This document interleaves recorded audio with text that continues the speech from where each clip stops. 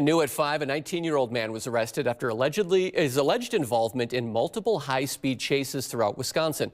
Preston White of Colfax faces several charges of fleeing and endangering safety. The alleged chases were reported throughout the day last Friday, starting in the afternoon in Columbia County. White is accused of driving more than 100 miles an hour in one of the chases. He was also spotted in Wisconsin Dells, Juneau, and Dunn counties, but eventually caught in Osseo, Wisconsin, and booked into the Columbia County Jail. He was released on a $2,500 cash bond.